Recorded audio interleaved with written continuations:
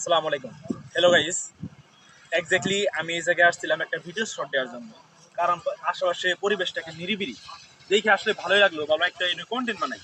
কিন্তু হঠাৎ করে একটা জিনিস চোখে পড়লো, এই মতো আপনার দেখাবো।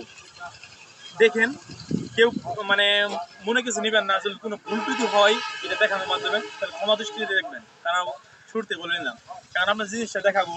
এদিকে বাইক ধরা বলা ক্যামেরাটা, এই যে একটা ওয়াশরুম, যেটা আমার গ্রামের ভাষায় অনেকেই বলি মানে বাথরুম, ঠিক আছে।